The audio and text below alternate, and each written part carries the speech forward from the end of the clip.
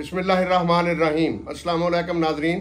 लोगों, पाकिस्तान के मुआशी हालात ख़राब हैं, इनकी दुरुस्तगी बड़ी ज़रूरी है।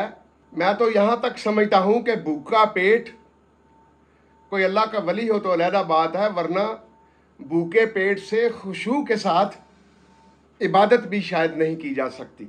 आज हम भूख में मुब्तला हैं।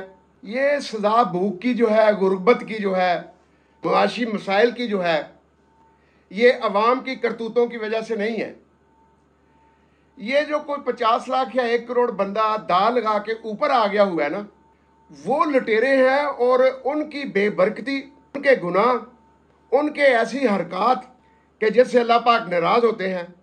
सारे मुल्क में नहूसत फैली हुई है, बेहतरी नज़र नहीं आ रही, दीन नहीं जिंदगियों में नज़र आ रहा।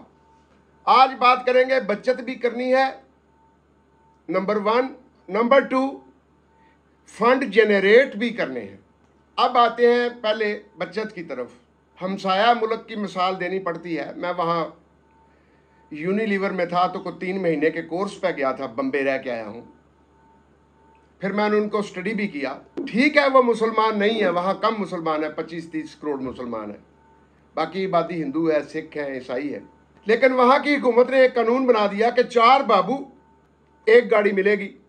वो गाड़ी उन्हें घर से लाएगी, खा वो 19वें स्केल का बाबू है, 18वें का है, 20वें का है, 21वें का है। 22 ग्रेड तो देते ही वो किसी को नहीं, याशी का ग्रेड है, तो किसी को दे दिया तो वही गाड़ी उनको घर छोड़ेगी। और यहाँ बॉर्डर पार 1 बाबू 4 गाड़ियाँ। एक मरतबा जापान ने, मैं आपको इस तरह ये मिसालें देता रहता हूँ कि मेरे साथ मैं ये तजर्बात रखता हूँ अपनी ज़िंदगी के। जापान ने कहा कि आपके किन्नों की एक्सपोर्ट या ये वो बढ़नी चाहिए। वो सरगोदा साइड पर गए, इन्होंने कहा जी हम ऐसा करते हैं, ऐसा करते हैं। उन्होंने कहा हम आपको 3 गाड़ियाँ दे देते हैं ताकि आपका स्टाफ जो है वो मूवमेंट किसानों तक कर सके, उनकी रहनुमाई कर सके और किन्नों अच्छा पैदा करें, आप क्वालिटी वाला करें, एक्सपोर्ट बनाएं। जो 18-20 लाख टन करते हैं आप 30 लाख टन करें। 3 गाड़ियाँ आ गई। उस वक्त के सेक्रेटरी एग्रीकल्चर का मैं नाम नहीं लेता, मेरा अच्छा दोस्त था, इख्तलाफ रहता था। 3 गाड़ियाँ आई, एक उसने कहा मेरे दफ्तर के बाहर खड़ी कर दो, ज़रूरत पड़ सकती है मुझे। दूसरी इमरजेंसी के लिए यहाँ रहने दो और मेरे घर खड़ी कर दो। तीसरी गाड़ी भेज दो आप सरगोदा, लेकिन वो भी हफ्ते में 2 दिन यहाँ आया करे, ज़रूरत पड़ सकती है। जब इस तरह का एडमिनिस्ट्रेशन का कहत हो, मैं खुदा की कसम खा के कहता हूँ ये मेरे सामने का वाक़या है। आप बताएं कि तरक्की हो सकती है ऐसे मुल्क में?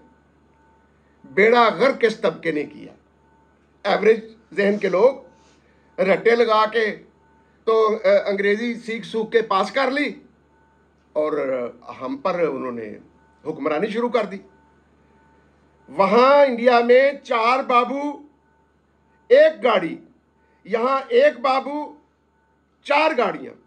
दूसरी बात आ जाए, अगर हम इनिशिएटिव नहीं ले सकते, मोहतरम इसहाक डार साहब, मियाँ शहबाज शरीफ साहब, मियाँ नवाज शरीफ साहब, chief of the army staff साहब, सदर पाकिस्तान साहब, तो फॉलो ही कर ले। अगरचे जिद्दत मेरे दीन में है, इनिशिएटिव मेरे दीन में है, मेरा दीन है, इसकी विरासत है कि मुझे लोग फॉलो करेंगे। लेकिन चलो, इंडिया ने आईटी में एक्सपोर्ट शुरू की, इंफॉर्मेशन टेक्नोलॉजी में, सॉफ्टवेयर में। सुनने में आ रहा है 150 से 200 अरब डॉलर की एक्सपोर्ट कर रहा है। बंगलोर या कलकत्ता के नज़दीक शहर आईटी सिटी उन्होंने डिक्लेयर कर दी है।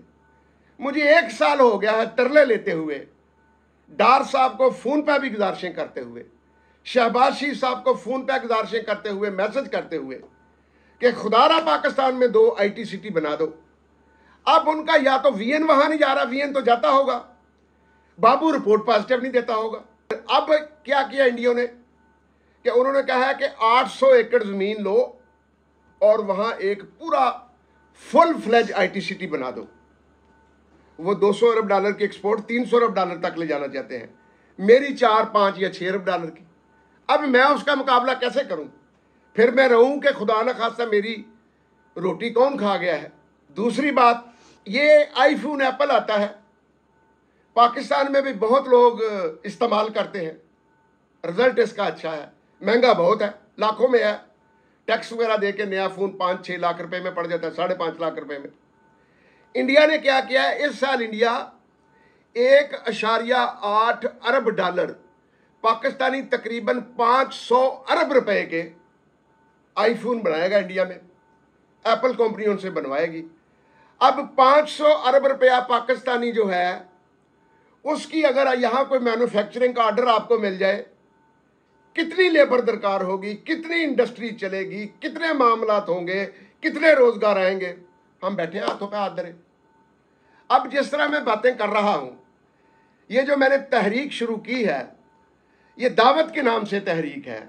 इसमें से दावत का पैगाम निकलेगा, दीन की दावत का पैगाम निकलेगा, मुल्क की बेहतरी का पैगाम निकलेगा, मुसलमान की बेहतरी का पैगाम निकलेगा, इंसान की बेहतरी का पैगाम निकलेगा। लेकिन बताएं कि अब उंगली पकड़ के तो चलाने से रहे, नहीं सोच रहे।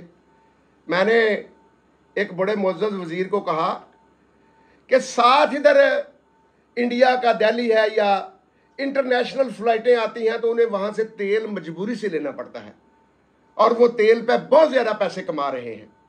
आप अगर बहावलपुर में एक एयरपोर्ट बना दें इंटरनेशनल स्टैंडर्ड का, तो उनमें से आधी फ्लाइटें इंटरनेशनल बहावलपुर टच करेंगी, आपसे तेल लेंगी, चली जाएंगी। अगर आप 300 रुपए लीटर भी बेचते हैं, जेट ऑयल सस्ता होता है, 250 रुपए में बेचते हैं, आपको अंदाजा लगाए कि कितना फायदा होगा। तेल इंपोर्ट किया बाहरों बाहर, जेट ऑयल उनको बेच दिया, पैसे लैदा कर ले। मुझे बताया गया जी इसके लिए पैसे कहां से आएंगे। मैंने कहा अच्छा मैं इसका भी हल बता देता हूं। BOT, build operate and transfer. मैं क्या, चाइना से बात कर लो, दुबई से बात कर लो। दुबई के हुक्मरान आए, रेगिस्तान से गुलो गुलजार कर दिया। मेरे हुक्मरान 75 साल में आए, गुलो गुलजार को रेगिस्तान बना दिया। मेरी किस्मत, अभी दीन का नाम लेते हैं, किसी ने उस तरफ तवज्जो नहीं दी। वरना अगर आज बहावलपुर वो इंटरनेशनल एयरपोर्ट बन जाए तो आप देखेंगे कि आधा बिजनेस इंडिया का हम डिस्ट्रीब्यूट कर देंगे और प्रॉफिट जो आएगा वहां से बिलियंस एंड ट्रिलियंस में चला जाएगा। लेकिन कोई सोचे तो हो, किसी को होश तो हो, इस रियासत के लिए कुछ करना है।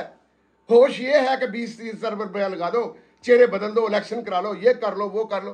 क्या क्या निकालना है इन चीजों से? इसकी तो दीन भी कोई नहीं देता तरवीज। क्या करेंगे आप ऐसा करके? और भाई पाकिस्तान से 10-12 ईमानदार बंदे पकड़ लो, एक अपना मशावरत का दायरा बना लो, फैसल मस्जिद में चले जाओ, कुरान उठा के हलफ दे दो, कोई हेरा फेरी नहीं करेगा, मुल्क की बेहतरी के लिए काम करेंगे। 5 साल 10 साल लगा लो, मेरे जैसे नादान आपको मशवरे देते रहेंगे। खुदा की कसम इन पे अमल करें, गुलो गुलजार हो जाएंगे। अब मुझे आप बताएं, किसी को सिराजुल हक की दयानतदारी पे कोई शक है? किसी को अमीरुल अजीम की दयानतदारी पे कोई शक है? ऐसे अफराद को ले, इनसे काम ले। अच्छा, नहीं मानते। इंडिया ये जो बहावलपुर है, बॉर्डर के पास, थोड़ा सा पास अपनी तरफ, तेल इतना निकाल रहा है जितनी हद नहीं। और वो तेल मेरी इंफॉर्मेशन के मुताबिक बहावलपुर में भी पाया जाता है। वो बॉर्डर के साथ से निकाल रहा है। हमने कभी आज तक वहां स्टडी नहीं की। अब ये बताएं कि अपने घर से खाकर भी अगर कोई मशवरा दे, आपसे एक पैसे का भी रवादार ना हो। माजी में मुझे एक अदारे ने 1 करोड़ रुपए की रिश्वत की ऑफर की। मैंने कहा लानतुल्लाह अलल कौमिल काज़िबीन, और राशि पे भी लानत है, मैंने इनकार किया। एक जगह का कहा गया कि दफ्तर वहां बना ले अपना एग्री फोरम का, इनकार किया। मेरे अल्लाह ने तौफीक दी तो इनकार किया। हम तो खुदा परस्त लोग हैं, दीन परस्त लोग हैं, और ये मुफ्त मशवरे इसलिए देते हैं कि अगर ये रियासत बढ़े फूलेगी, इसकी नशोनुमा होगी, तो दीन फैलेगा यहां से, और यहां से दीन फैलता फैलता दुनिया भर में चला जाएगा। बचत, मैंने उस दिन थोड़ी सी बात आपसे की थी। अभी भी एक बाबू, मेरे सामने की बात है, एक बाबू ने अपना ड्राइवर भेजा एक दफ्तर में, पर्ची दे दो। पर्ची लेके तो चला गया, 50 लीटर की थी या 40 लीटर की थी। मैंने थोड़ी सी तहकीक की, मैं कहा ये पर्ची कैसे गई है? उन्होंने कहा वो फलाने हमारे सेक्रेटरी थे तो वो रिटायर हो गए हैं, तो रिटायर होने के बाद भी पर्ची यहां से जाती है हमारे, तो वो तेल डलवा लेते हैं। अब आप अंदाजा ये लगाएं, मरीज को दवाई नहीं मिल रही, भूखे को रोटी नहीं मिल रही, बेरोजगार को रोजगार नहीं मिल रहा, जो बंदा तालीम हासिल करना चाहता है उसे तालीम नहीं मिल रही। और बाबू को रिटायर हुए भी 3 साल या 6 साल हो गए हैं, उसके घर पर्चियां अभी भी तेल की जा रही हैं। गोया सिस्टम लूज है। ये खुदा न खासा अन्नी पिए तो मतलब मैं ये अगला लफ्ज नहीं बोलता कौन चाटे, ये इस तरह की लूटमार इस मुल्क में मची हुई है। तरीके के साथ, कानून के साथ लोगों सड़कों पर निकल आओ। इन सबज गाड़ियों का, इन प्लेटों का, सबज गाड़ियों वाली का आपको मुहासबा करना पड़ेगा। और मुहासबा अगर मेरा 1000 फौजी मिलिट्री पुलिस का साथ उनके कमांड हो वो कर दे तो मेरे मुल्क में रिश्वत, बिजली, गैस, पानी, इस तरह की गाड़ियां, इस तरह की पर्चियां 300 से 400 अरब रुपए की बचत हो जाएगी और वो गुर्बत के लिए काम आएगी। एक्सपोर्ट्स जो है उसकी भी बात हमने कर दी। ये मशवरे तो दे दिए, अब कोई इन पे अमल करता है या नहीं करता, वल्लाहु अलीमुल खबीर। अस्सलामु अलैकुम वरहमतुल्लाहि वबरकातुहू।